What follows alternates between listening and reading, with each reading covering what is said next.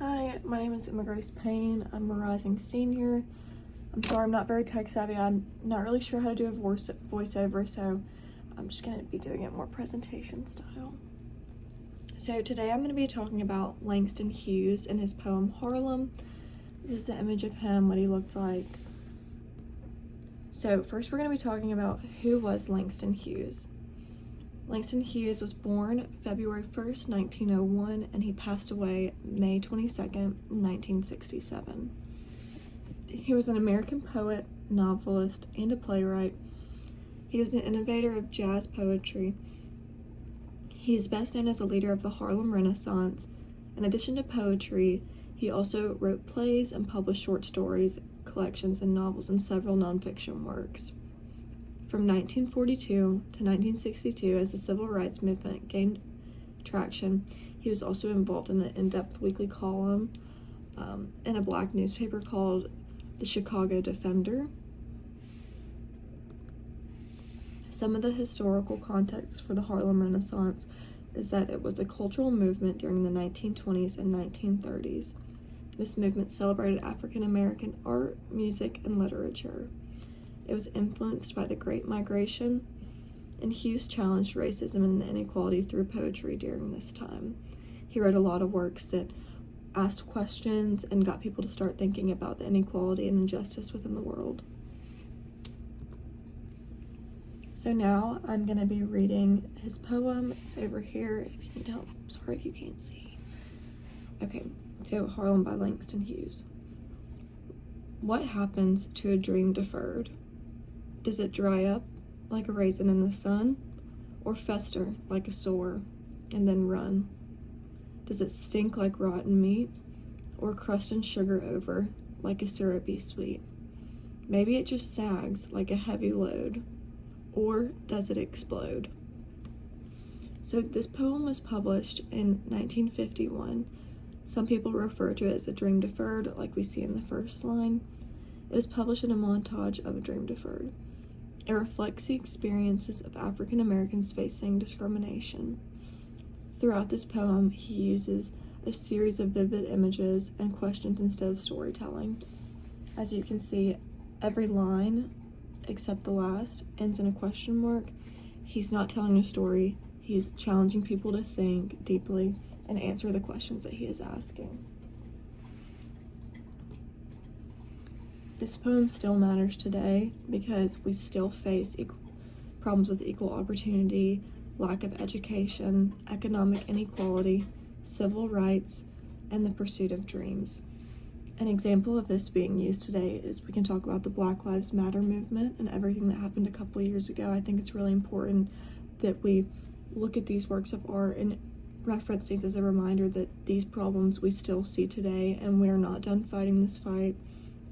It's just really important that history has warned us that this has happened, so we need to look at it and take it seriously and reflect on these things and hopefully use it to start changing history.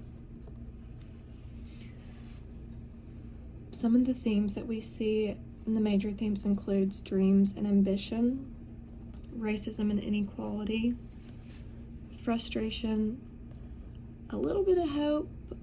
I wanted to include hope in there because I do feel like this is a poem that is fighting for dreams, but it's also a sad poem, so I think hope is a little double-edged sword as a theme there. This also talks about the American dream and the consequences of injustice. We see the consequences when he asks, or does it explode? It's really hard to reach your dreams if you have so many obstacles, and eventually there will be consequences. Like he said, will it explode? It's not something we want to come to. Some of the literary devices that are used in this poem is a lot of imagery, similes, rhetorical questions. Like I said, every line ends in a question mark, repetition, symbolism, and free verse. Some examples that we see in this poem of those are when he states, does it dry up like a raisin in the sun? And then also when he said, or does it explode? I love that last line, or does it explode? I wanted to talk about some of the symbolism and just talk about what my interpretation of them are, or what maybe everybody's interpretation is. So when he references a raisin, I feel like that refers to a dream that dries up over time.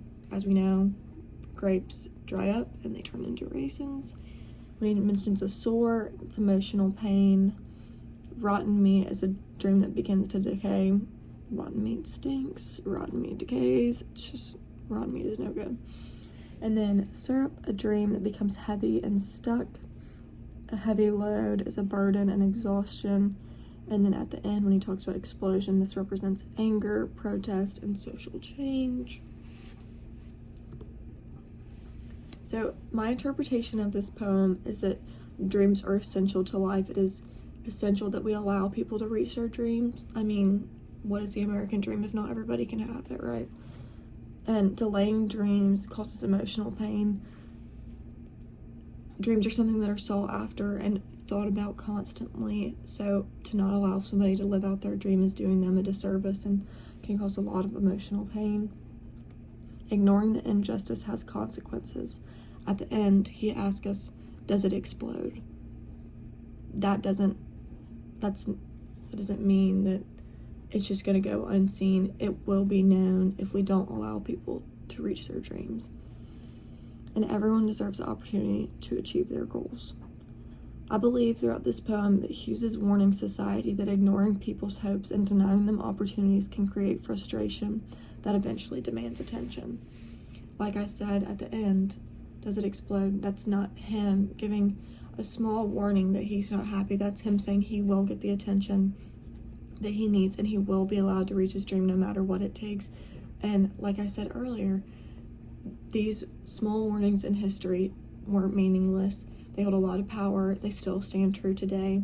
It's really important that we reference these things and that we take these into account when making choices in politics even. Like, we are ignoring everything that is beneficial to history and how we treat other people, and it will not go unnoticed. There will be consequences, like I said, and injustice is not something that goes unnoticed. It is very seen and can cause a lot of problems. And then for my works cited, I used the Poetry Foundation, and I also used Wikipedia. Thank you. Oh, sorry. Thank you.